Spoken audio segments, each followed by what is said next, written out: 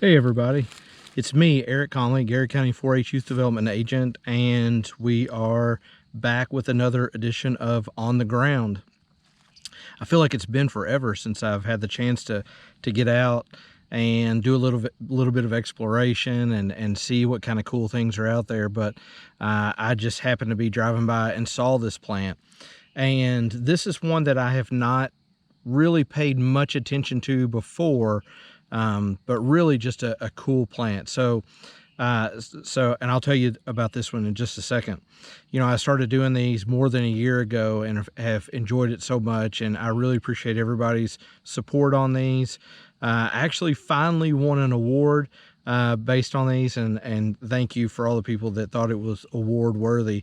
So I hope you continue to watch as I find new things.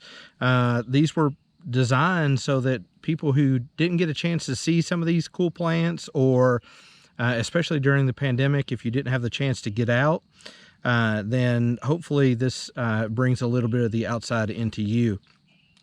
So this plant, the common name for this one is hoary, H-O-A-R-Y, puccoon, okay, P-U-C-C-O-O-N, all right, and it is in the Boraginaceae family, I'm pretty sure.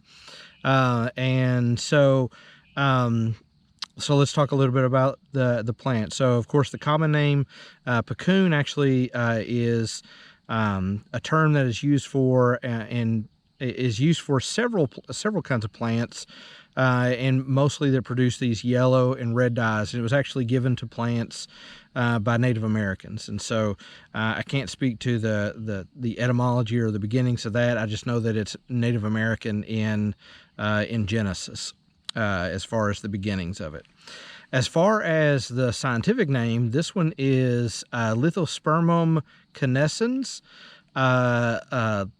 Lithos means stone, and sperma means seed, so lithospermum, so stone seed.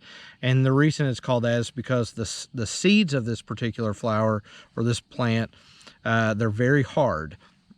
So then the species name is canescens, which means white with age, and it has to do with the white flower or the white hairs that you find along this along the stem of this plant. So if you look, and I don't know that you all can see, and I'll try and get some still images of this one, but it is just covered in these really fine white hairs. Beautiful orange, orangey yellow flowers on it, 5-petaled, as you can see. The leaves are very soft, and you know, I don't want to call it pilose, but they're very soft with and dense with those white hairs as well. So not only are you getting the white hairs up and down the stem, but you're also getting them on the leaves as well. This is about as big as it's going to get. So, you know, somewhere between 4 and 16 inches tall. So it can get a little bit taller than what you're seeing here. But, you know, this is about typically what people will see, especially roadside. As far as the habitat is concerned, it loves limestone areas, exposed. It can live in disturbed areas, so it has a pretty broad range of habitat that it can live in, but it definitely loves these limestoney areas. And I am in just off the side of the road here in a little field, so taking a look at this plant.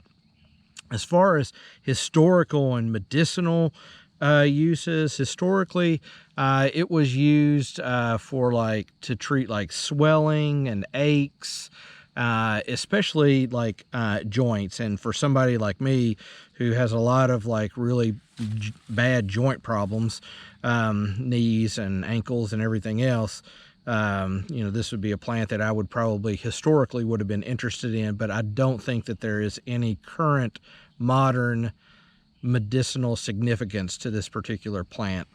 As far as pollinators, I'm not totally certain, but I would imagine that you'll get a variety. It does have the flower, although it does have those 5 petals, it does have a long tubular structure, and by long I mean, you know, a few millimeters long, but probably long enough that you would get a variety of long-tongued, like butterflies or flies or gnats or things like that that may actually use this one to pollinate. So really just a beautiful plant. I just happened to be driving by here in Garrard County and happened to see this one along the side of the road, and definitely wanted to point this one out to you. So hoary puccoon, Lithospermum, canescens, and white hairs along it, orangey flower. So anyway, I will let you go. I'm gonna wander around a little bit more. It's getting a little bit dark and it's been rainy today, so I probably won't do too much more searching, but I sure do appreciate you all continuing to watch. We have one thing that's going on in 4-H right now. It's called the Kentucky 4-H Bio Blitz. It's on iNaturalist, and I encourage you to go on there and register on iNaturalist. Look for Kentucky 4-H Bio Blitz and as a project, and we're doing a year-long just whatever it is that we can find in Kentucky. It doesn't have to be plants, but it could be animals, insects, it could be fungi, it could be fish. I mean, whatever it is that you get out there and find, as long as it's a living thing, I would encourage you to be a part of that project, because it's going to be really amazing. So anyway, I will let you go. If you ever have any questions for me about anything, feel free to reach out to me at Eric, eric.comley, C-O-M-L-E-Y, @uky.edu. Or you can also find me on the Garrard County 4-H Facebook page, and we have a Garrard County Extension YouTube page as well. So thank you all again, and this has been Hoary Puccoon and Eric Conley, Garrard County 4-H Youth Development Agent, and this is On the Ground. Thank you so much.